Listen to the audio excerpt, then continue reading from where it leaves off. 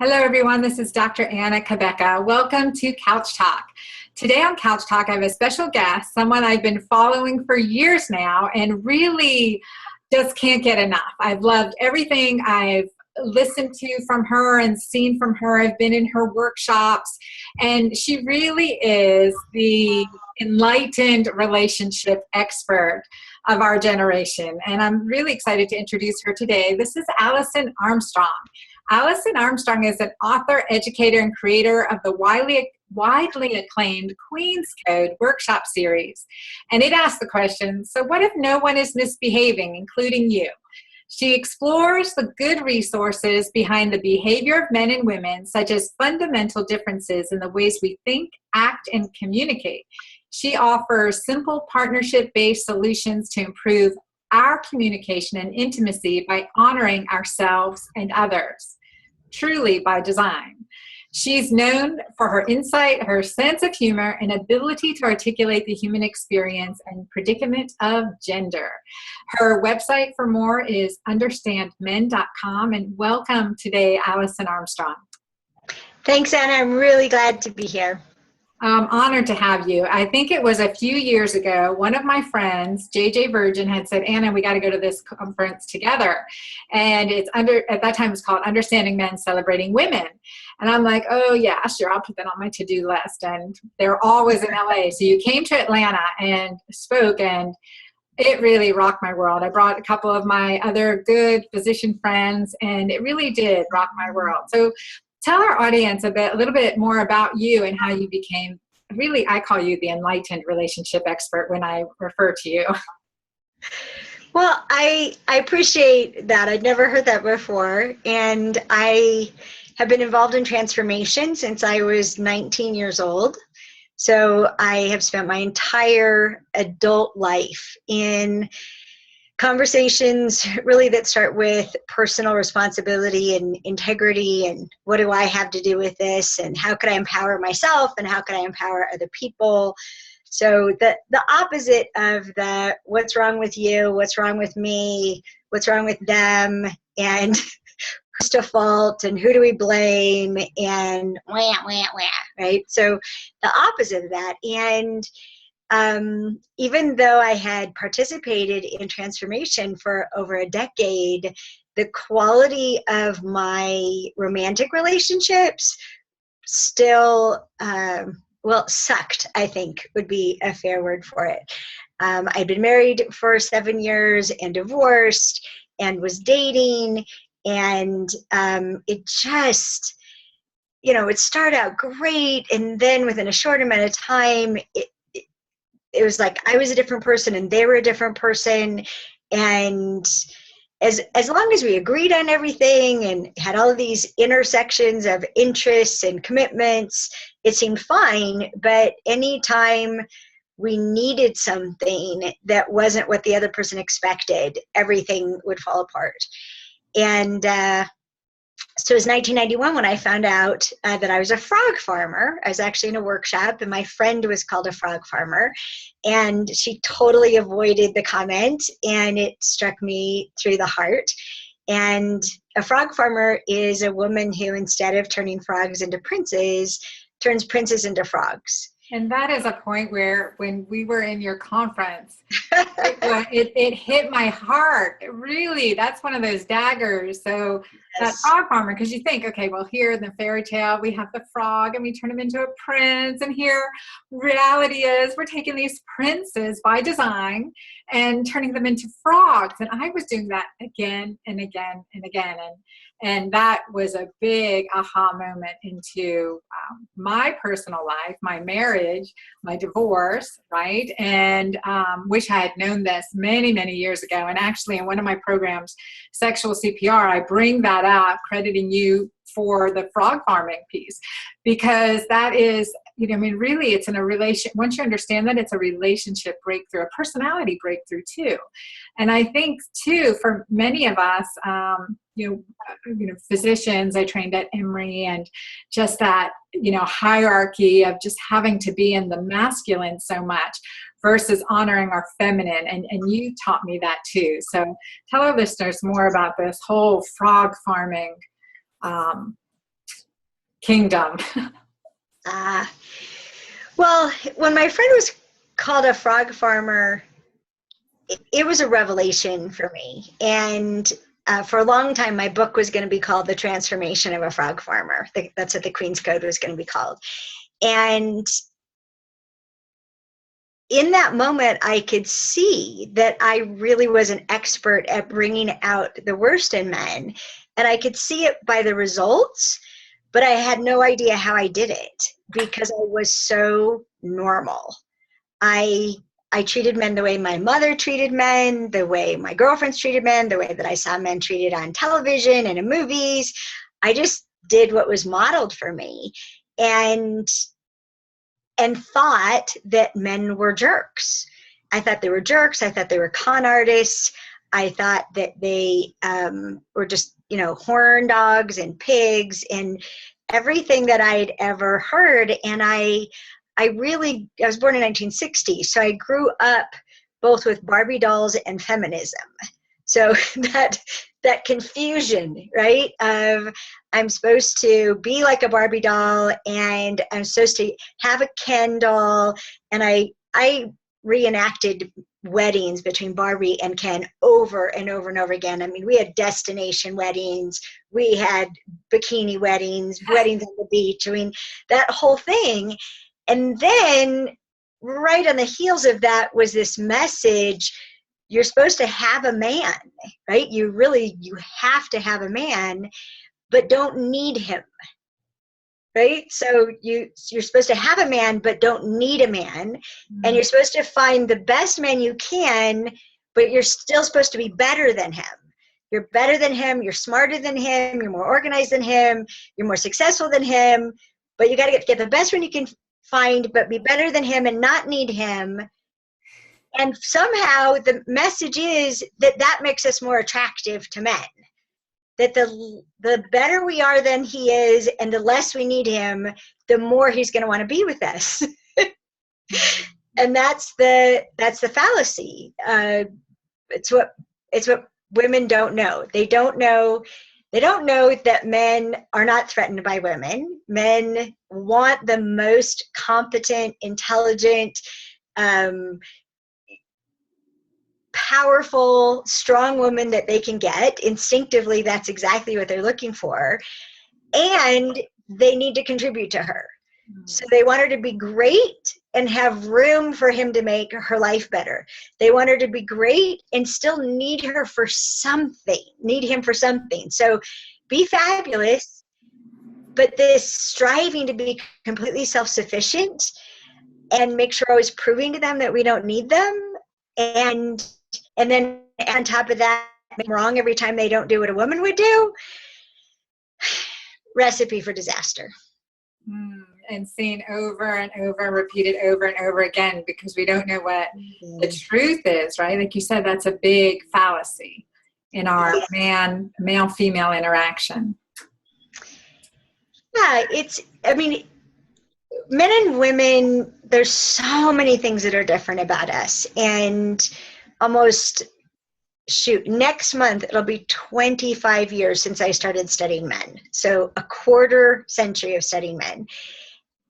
And there's so many ways we're different, and that causes all kinds of misunderstandings because we expect them to be the same, and when they're different, we think they're acting up or being selfish or immature. But on the other hand, there's so many ways that we're alike. And for the ladies, just imagine that you were in a relationship with a man who never let you do anything for him. Never. You couldn't rub his back. You couldn't make him dinner. You couldn't listen to him and have him feel better. You couldn't ever give him an insight into something he's struggling with. You couldn't provide information or advice. You couldn't drive him somewhere or get him some socks in an emergency. Like, just imagine being with a man who never let you do anything for him. It wouldn't take long for it to drive you crazy. Like, hello, are we partners or not? Are we in this together or not? There's only so much of just receiving that anybody can do. And if we're going to be independent, why are we going to be in a relationship? Are we supposed to just be roommates and take care of our own stuff all the time? So if you can tap into what it would be like for you to be with someone who never needed you, you can get a sense of what it's like for men and why they leave. They leave to be with someone who they can contribute to. Like, you don't need me, so I'm out of here. And it's the opposite of what our culture says is attractive. And so that's, again, going back to our intelligent design. How are we designed, the male, female differences, and what attracts us, which makes us magnetic to each other and maintains that magnetism throughout our relationships and throughout our life. So we talk, talking about frog farming and that concept of, and I'll never forget you said, like, women want their man to be, how did you call it? The hairy woman phenomena. It's like the man is not a hairy woman. He's not going to think, respond, do what we would want our girlfriend to do, right? They are men and they are unique in that design. So I definitely want to talk about that. And I also want to talk with you about significant issue in our culture too, is the stress, the impact of stress on this relationship, the impacts of stress on our frog farming frequency, on our relationship demise, on our disconnect in relationship, in marriage, in partnership, and how that can be repaired and restored. All right, where do you want me to start? I know. I have wanted to hit everything. And so I think really with explaining the hairy woman scenario too. Okay. So one of the things that I discovered really early on when I started studying men, which I started studying men with the question, what if men are responding to women? And then I added about a year later the question, what if there's a good reason for that? So in asking what if men are responding to women, I've discovered over and over again, it was really important that it was a what if question instead of me out to prove something, because there are so many ways that men are not responding to women, but we think they are. So we're taking the wrong things personally.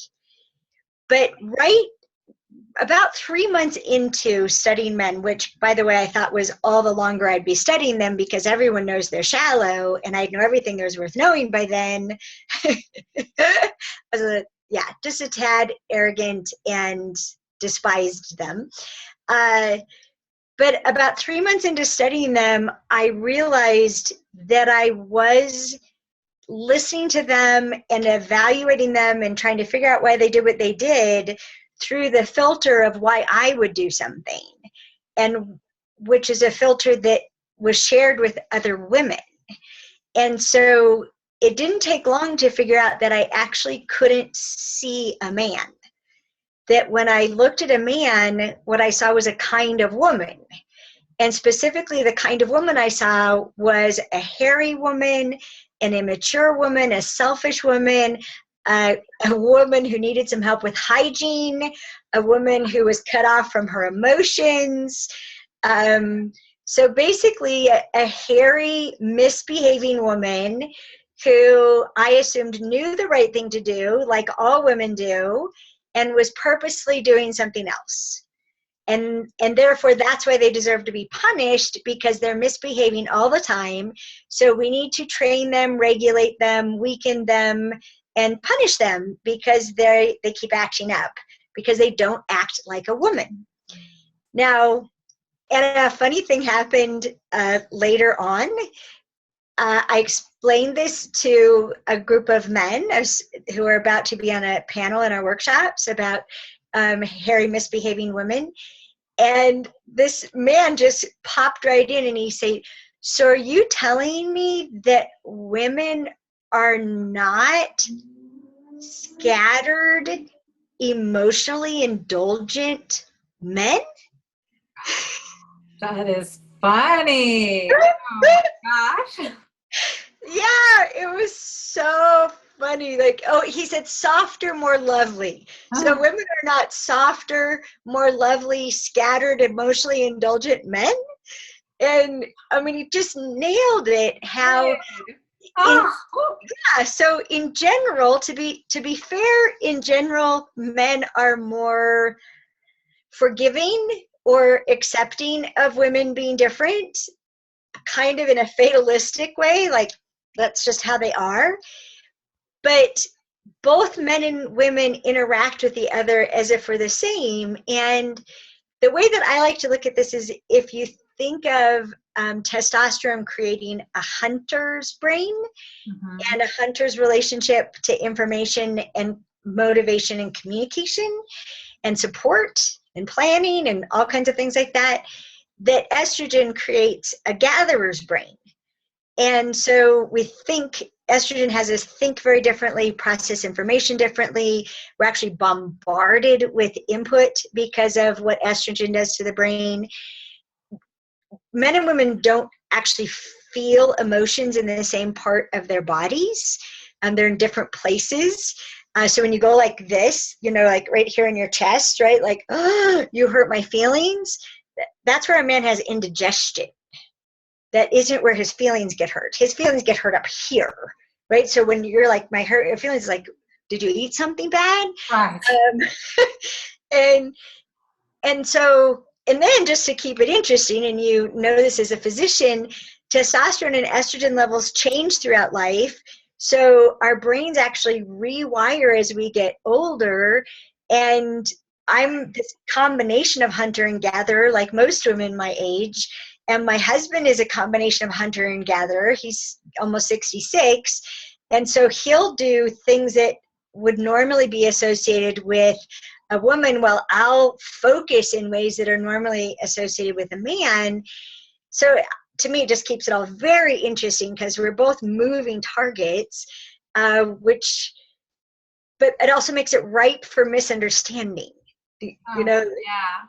Well, I think that's key, moving targets, continually changing, and especially in this transition of the perimenopause, menopause, periandropause, andropause. It's a transition. You're like, oh, I don't know why I'm reacting this way, or what's happening. Sometimes I would speak with other women in the menopause, and we're like, okay, I'm an alien in my body.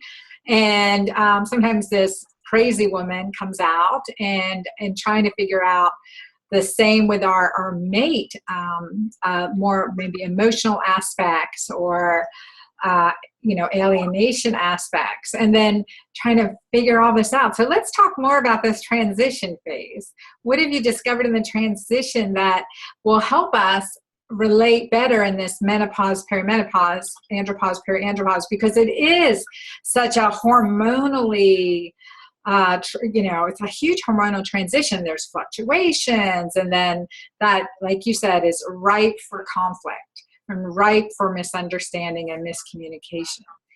And also, Alison, for many women and in their 40s, 50s, it may be that they're just getting into a long-term relationship or a marriage, and or starting a new marriage after divorce. And these are all new phenomena that we're dealing with. Like, I didn't have that when I was married in my 20s. And the relationship seems to take on a whole nother portrait. Mm. Well, you just asked a lot, and earlier you mentioned stress. So I'm going to see if I can loop them together. The first thing that I would say is because of all the factors that affect our testosterone levels, for example, estrogen as well, but as you know, in perimenopause, estrogen levels are falling off, and in menopause, menopause, is just actually one day, right? It's the anniversary of your last period. So we're mostly perimenopause and postmenopause. But the thing that really, I think, for women and men to register is that for women, half of our testosterone and most of our estrogen comes from the eggs in our ovaries. And after menopause, we're bankrupt. And so and that estrogen comes from the fat in our bodies and some from our adrenal glands, and almost all the testosterone comes from our adrenal glands.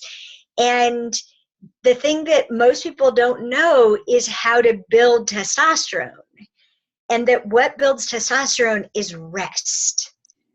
So as a woman, if you're not resting enough, which that tendency to keep cleaning, keep organizing, keep beautifying, keep helping, keep listening, keep paying attention, will have us not rest enough when we're awake. And then, as you already know, low levels of testosterone make it harder to sleep, but sleeping is the best opportunity to produce testosterone. And testosterone gives both men and women a sense of well-being and accomplishment and productivity, and I can take on the world. And when we have low levels of testosterone, both men and women were cranky and whiny and bitchy and short-tempered, and we're not going to communicate very effectively. And so I want to say two things. One is we are moving targets even when we're not in those transitions. Like a 20-year-old woman at any phase of her menstrual cycle is, up to 25% different in her hormone makeup. So my best advice is to just keep being curious. That every day you're looking at your husband going, who are you? And every day you're looking at your wife going, and who are you today? And what capacities do you have today? And something that Greg and I do that is just so important, and that is to say, are you mad at me? Instead of assuming the person's mad at you or doesn't love you or doesn't care about you or is disrespecting you on purpose, to check in. So is this personal? Are you mad at me? Or I left Greg a note last night in case he woke up before me. I'm mad at you. I just want to be clear. I am mad at you. Just in case. I'm mad at you. And it's funny, I told him why I was mad at him. And I found out this morning that he read the first sentence, I'm mad at you, and he read the last word. And he didn't read anything in between. And the last word was a colorful word. Let's just put it that way. It was colorful. And it was, but because he knew that I was mad at him, he came to me to talk to me about what was I mad about, and started with, I'm mad at you too. And there's such simple words, and I think we stopped saying them when we're about 7 years old, but they help so much. Like, I'm mad at you. Yeah, I'm mad at you. Okay, how did we get here? And even to be curious instead of, well, you have no business being mad at me. Like, really? Why are you mad at me? I know I'm mad at you. So if your listeners, your watchers get nothing out of this except that message, that's what I would tell you. Be curious. Be curious. Who is this person today? How did they sleep? What capacities do they have? And should you be taking this personally? And if not, are you mad at me? No. Okay, is there anything you need from me or any way I can support you? Those are probably some of the most important questions to ask to deal with. Life is stressful. Well, and you brought up so many key points there too. I love the just simple communication. Look, I'm mad at you. Let there be no misunderstanding about this one fact. For today will be different. Tomorrow was different yesterday, possibly, and may be different in an hour. Who knows? But that sense of our own capacity, like what is my capacity at today? And you do a beautiful job in Queen's Code saying you got to fill your tank. Are you coming from a place that's empty? Are you like trying to plug all the holes in your life with, one hand or both hands tied behind your back? And, how are you nourishing yourself, and how are you being nourished? And that's everything you go through in your beautiful program, about from self-talk to relationship to nutrition and health, and how we fuel ourselves.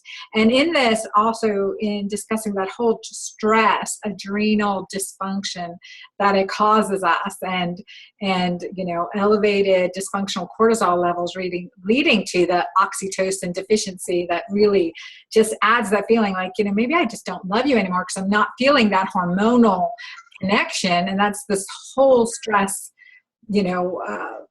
sequence that we have going on at that point. And that's burnout. Why do I love my job I used to love my job and now I don't? I'm so stressed. I can't connect in the way I need to connect. And it's so true in relationships. And one thing I've seen in the age management world as a hormone prescribing physician is also that seeking exogenous testosterone, right? Okay, give it to me in a pill, give it to me in a cream. Men do it at really high levels sometimes. And that also can cause a significant disconnect. And I want people to realize that, because often the buzz is that testosterone is going to help with sex drive, libido, connection. Too much can make you disconnect, creates dopamine seeking behavior, can lead to addictions, betrayal, etc. So it's very conscientious, creating that adrenal reserve, like Alison said, refilling your tanks, honoring your body's natural design throughout our lifespan, and supporting our adrenal glands so that we're making the adrenal hormones, the testosterone, getting our own juicy estrogen in a state of healthy reproduction in the menopause, and acknowledging these slightly changed or significantly changed hormonal levels as we go through that. But to remember, if we are supplementing with hormones and you're like, hey, why am I thinking these thoughts, or why am I acting this way?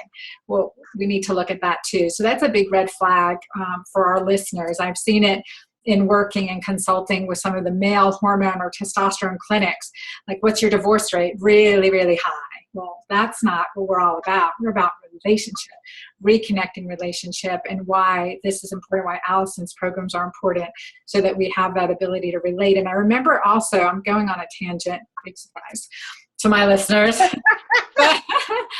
But one of your talks, it struck me so well. You said one of your friends was going through a divorce, and she looked at you and she said, she's trading me in for a younger model with less wrinkles. And you said something to the effect of, not less wrinkles, less resentment. Right? And that was that whole part where our tank's not full, we're not relating on the same levels, and we feel this resentment.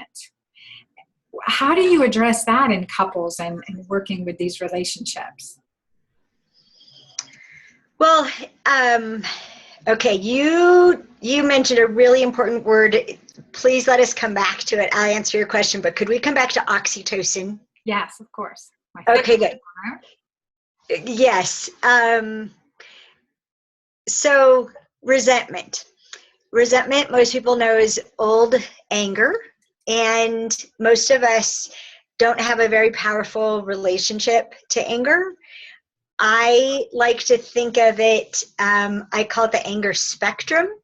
So if you imagine that it starts on one end with an annoyance, right? So you're irritated, you're annoyed, frustrated.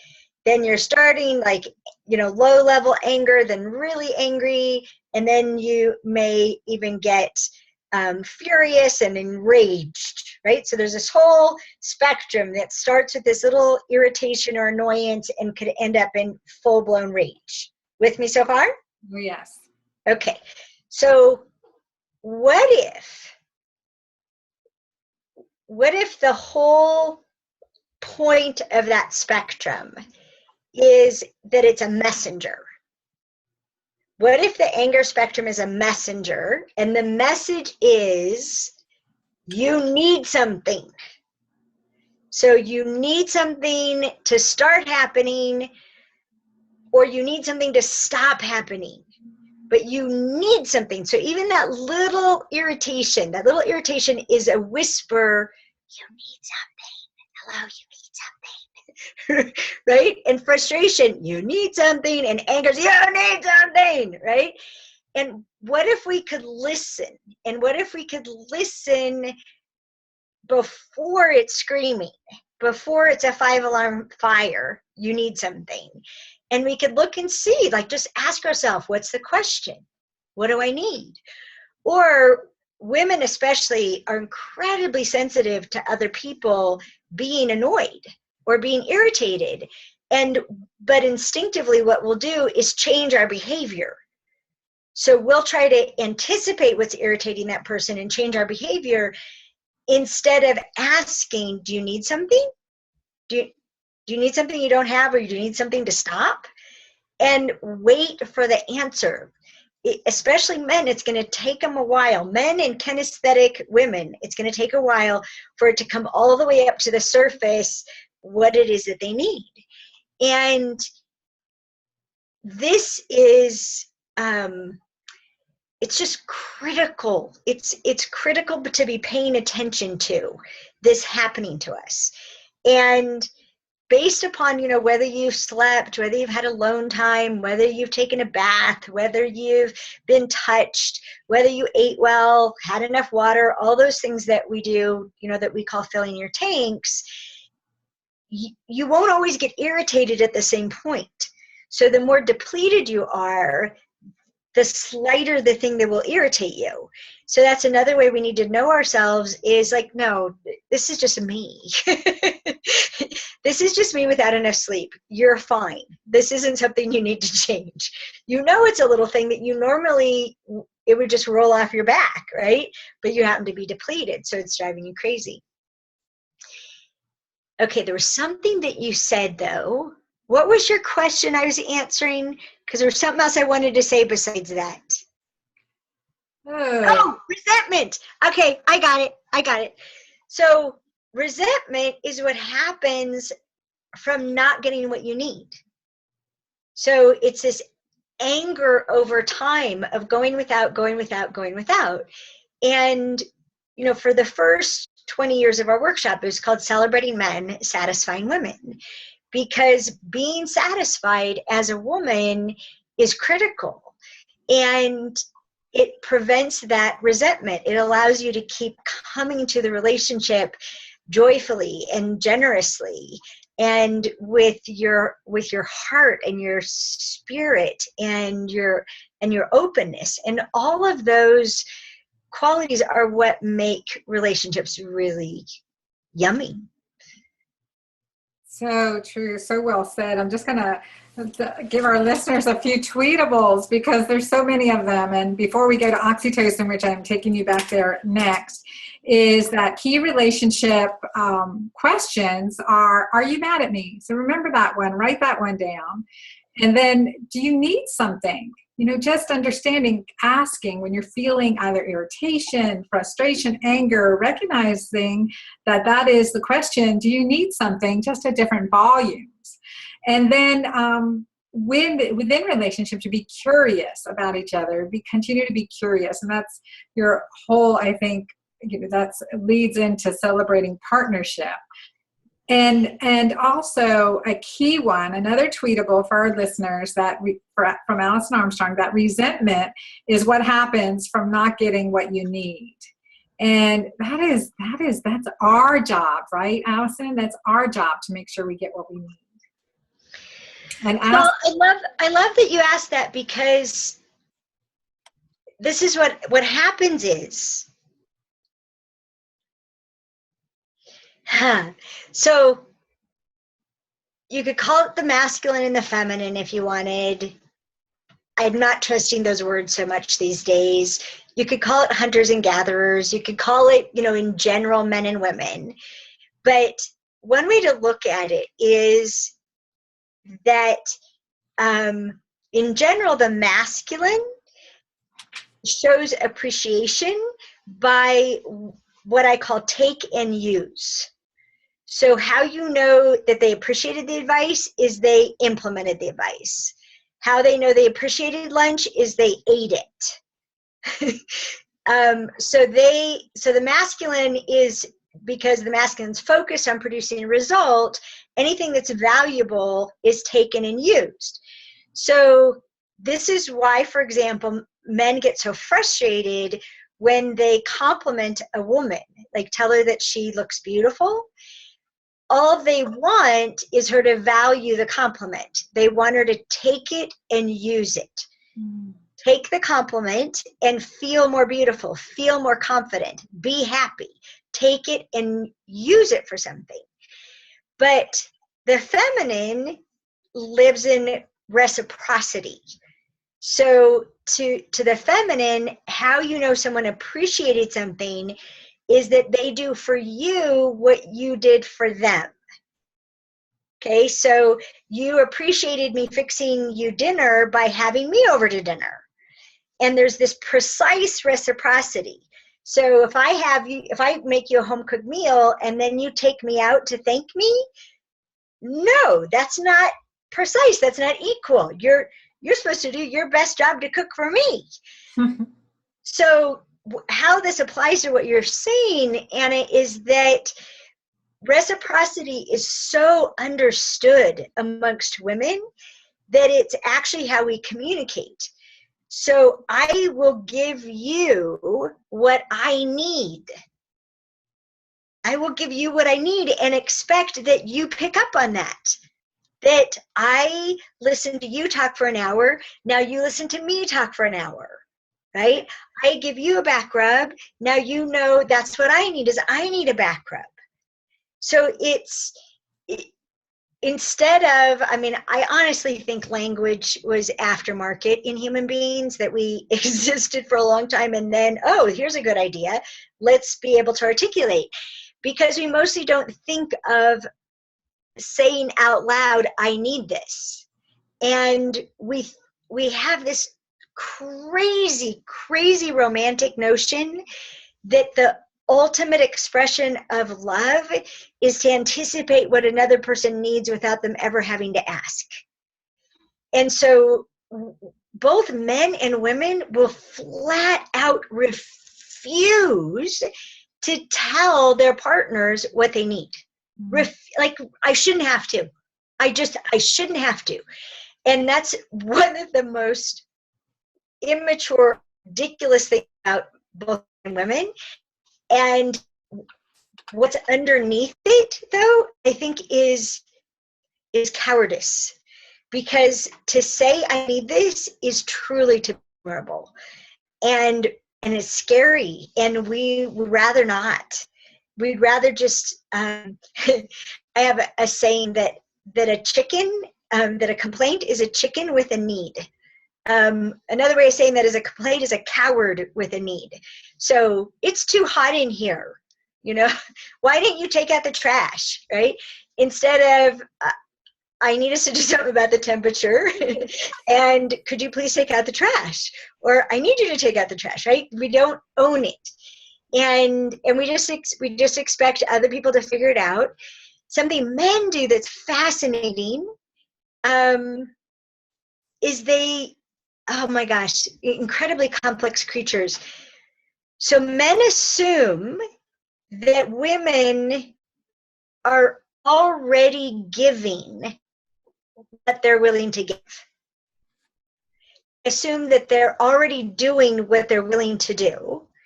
And so to ask for something that she's not already doing would be asking her to change, which men consider asking other people to change to be dishonorable.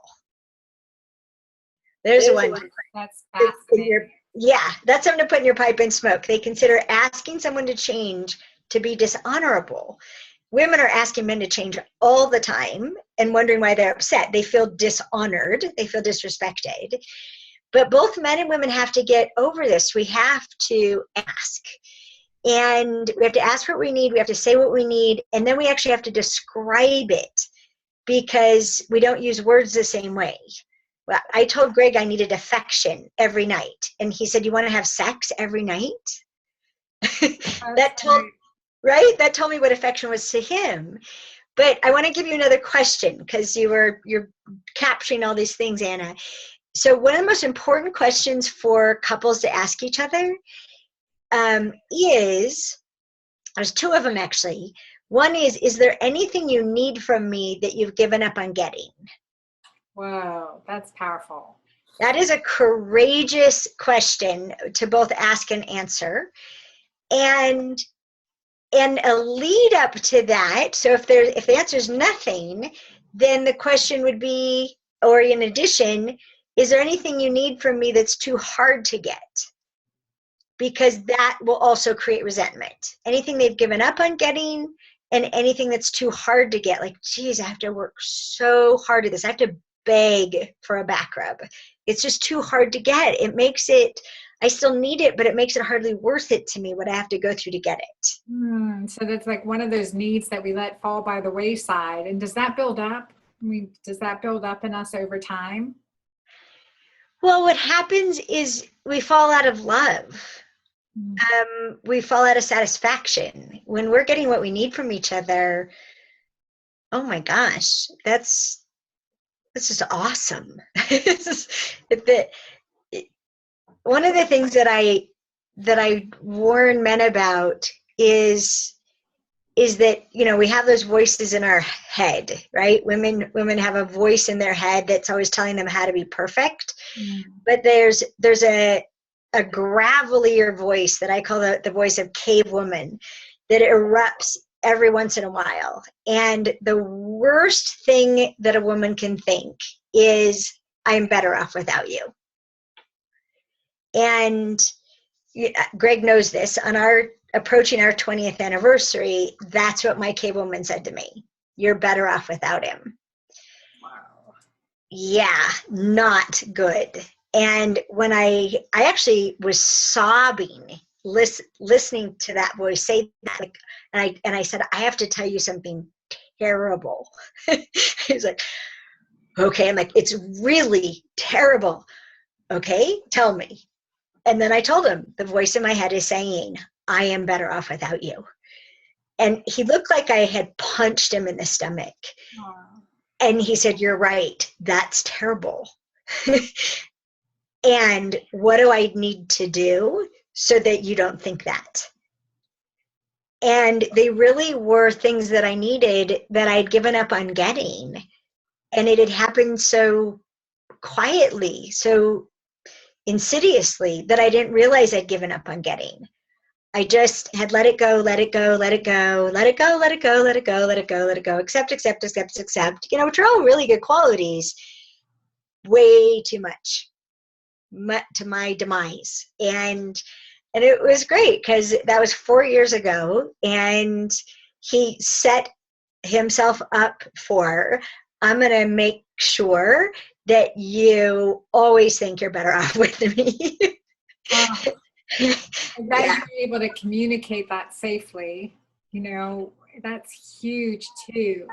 And I think this becomes a discipline, like asking these questions and not forgetting and constantly, you know, focusing on the things that bring us together: respect, having fun, ability to communicate, and really just the strength of that bond. I mean, that's why, I mean, I want to celebrate my, you know, 50th wedding anniversary and still have that fun camaraderie and connection. But I remember when I was seeing a patient and she was on her 50th wedding anniversary. And I was like, dear Lord, I mean, how did you get to 50 years? I mean, I don't think I'm going to be able to get 10. And she said, honey, she actually said, sugar, we're in the South, sugar, there are good years and bad years. And I was like, whoa, because, you know, I'm thinking good days, bad days, but good years, bad years, perseverance and patience. Like, wait, how many years? Can you clarify that for me? And it was a really, you know, insight. Keep investing in our relationships, and that's what, you know, take me and why it took me to your courses, and why I highly recommend your courses. Alison, I mean, that's a huge question. So I want to make sure our couples got that question too, or our listeners out there, that they ask, is there anything you need from me that you've given up on getting? Or is there anything that's been too hard to get? Right? Is there anything you need that's too hard to get? Is there anything you need that's too hard to get? I'm writing these down. I'm putting them on 4x4s, putting them in the bathroom. want to remember, commit these to memory. But I mean, but it's so true, because we want to fulfill the other person's, we want that to continue wherever we are in a relationship, and we want to restore any broken pieces. So how long did it take you to get the reconnect going, to get the cave woman, silenced? Well, it was interesting at that point. Our youngest had gone off to college, and we realized in that conversation that the point of our relationship had been fulfilled. That I had published the book that was my life's work, The Queen's Code, and we'd raised a family, and they were launched. And so the point was fulfilled. What we were up to was fulfilled. And now there's a question, what do we do now? And what's been great is that we just have the question. We haven't tried to nail it down. We basically have been courting each other for the last 4 years. And what I proposed was that I wanted the context to be, how kind could we be to each other? Like, what else can I do for you? How sweet could it get? Instead of how little can I give, how sweet could it be? And so it's been really romantic for the last 4 years. And just this morning, that I'm mad at you conversation was Greg getting to express that it actually wasn't going to work for him for me to take over being responsible for all our animals, because taking care of our animals is one of the ways that he provides for me, and that he provides for our children, because they left their dogs and cats at home. And that it's something that he wants to give to me, even though he complains about his lack of independence, that it's something that matters to him to provide. And so we're making a new deal so that he actually can have independence and provide that. And when I say animals, I'm talking about 3 cats, 3 dogs, a horse, and a donkey. So this isn't like we live in the country, so it's not a small thing, taking care of our animals.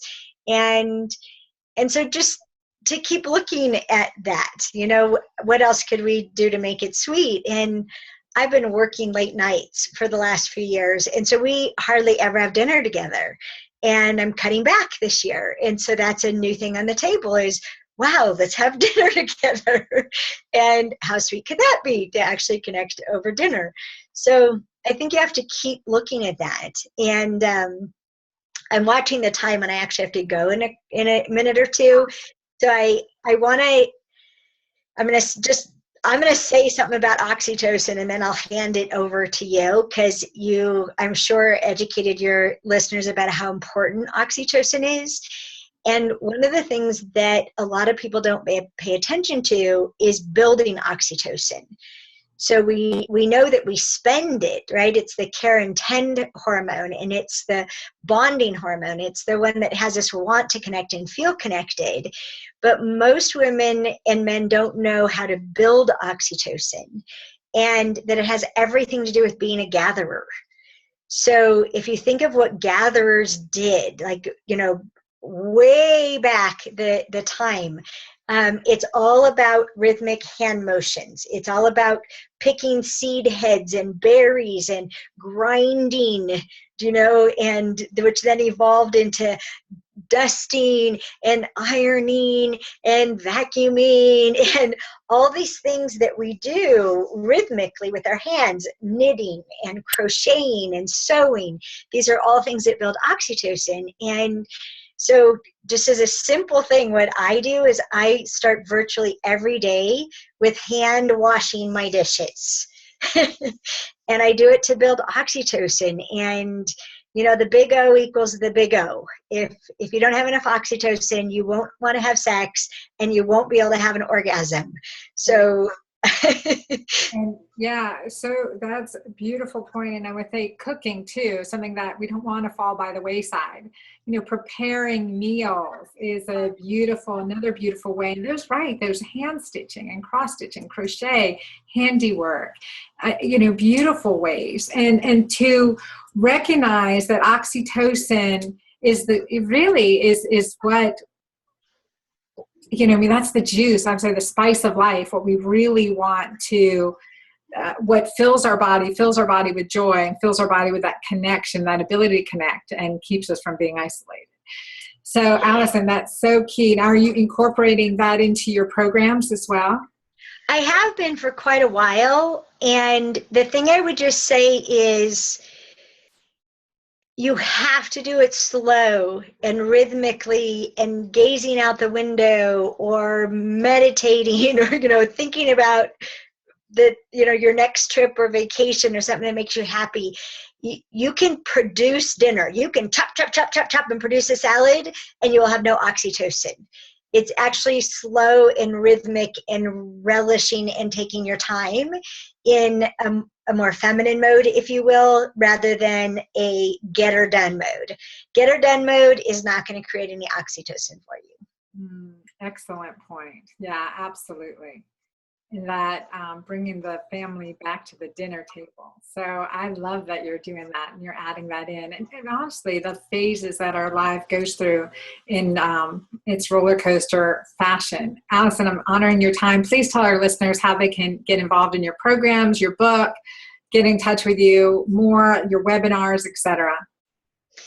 So the easiest thing to do is go to that's where all of our workshops and downloadables and teleclasses and books and recordings are, and personal coaching as well.